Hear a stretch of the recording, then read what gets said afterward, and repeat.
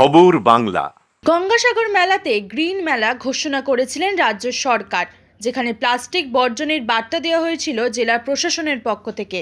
আর এবার গঙ্গাসাগর মেলায় ফেলে দেওয়া বজ্র পদার্থ দিয়ে তৈরি হচ্ছে জৈব সার। মূলত জেলা প্রশাসনের সহযোগিতায় ও আমরা সুষম জলপ্রপাত এনজিওর সহযোগিতায় গঙ্গাসাগর মেলায় ফেলে দেওয়া খাবার শাল পাতা থেকে শুরু করে একাধিক বজ্র পদার্থ দিয়ে তৈরি করা হচ্ছে জৈব সার। তাতে দেওয়া হচ্ছে গোবর ও ব্যাকটেরিয়া, আর এই সার তুলে দেওয়া হবে জেলা প্রশাসনের হাতে, যা জমিতে চাষের সারের কাজে ব্যবহার করা যেতে পারে। প্রতিদিন ৬০ থেকে ৬৫ জন কর্মী এইভাবেই এই কাজের সাথে যুক্ত রয়েছে।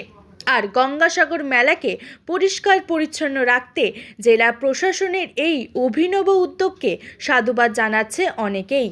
এখানে আমাদের যে মেলার যত রকমের ওয়েস্ট আবর্জনা ডাস্টবিনে ফেলা হচ্ছে, সেই ডাস্টবিনের আবর্জনা গাড়িতে করে এখানে নিয়ে আসা হচ্ছে আমাদের ইউনিটে। এটা ৫ নম্বর ইউনিট।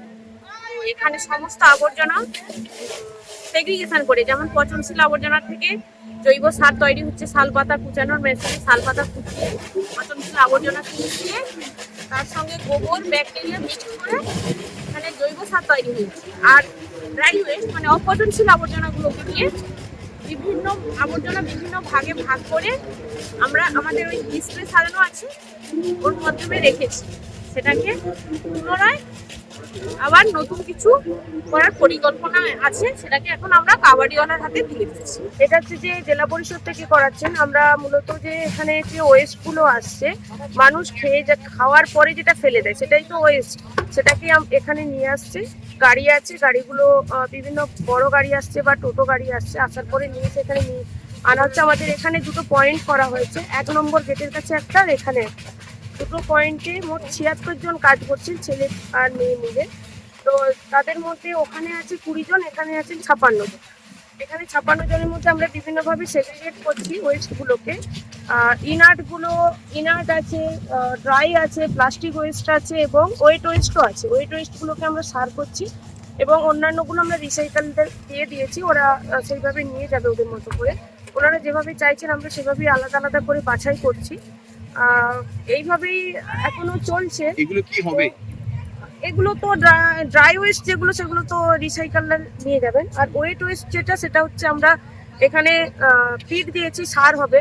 আমাদের ৪ নম্বর যে গেট আছে সেই সিঁড়িতে ডান হাতে একটা মৃত্তিকা মৃত্য বলে একটা স্টল করা হয়েছে, যেখানে আগের বছরের যে সারটা সেই সারটা মৃত্তিকা মিত্র নামে এবছর উদ্বোধন হবে। সেই সার যেটা এই বছর ফিড দিচ্ছি, মানে ওটা পরের বছর তোলা হবে। সেই রকম আগের বছর যেটা আমরা ফিড দিয়েছি এই বছর তুলে সেই সারটাই আমরা এবারে প্রোডাক্ট হিসেবে বের করছি। এবং এখানে যে ওয়েট ওয়েস্ট আসছে, ওয়েট ওয়েস্টের মধ্যে কাপড় আসছে, বোতল আসছে বা অন্যান্য যেগুলো টিন, এইসব জিনিস থেকেও আমরা কিছু শোপিস তৈরি করছি।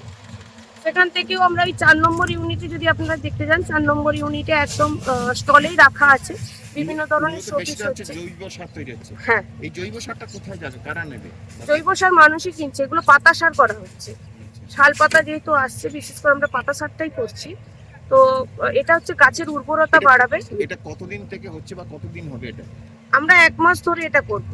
মেলা শুরুর আগে থেকে এসেছি ১ তারিখ থেকে এবং আমরা ৩০ তারিখ পর্যন্ত করব। অরিজিৎ মণ্ডলের রিপোর্ট, খবর বাংলা, গঙ্গাসাগর।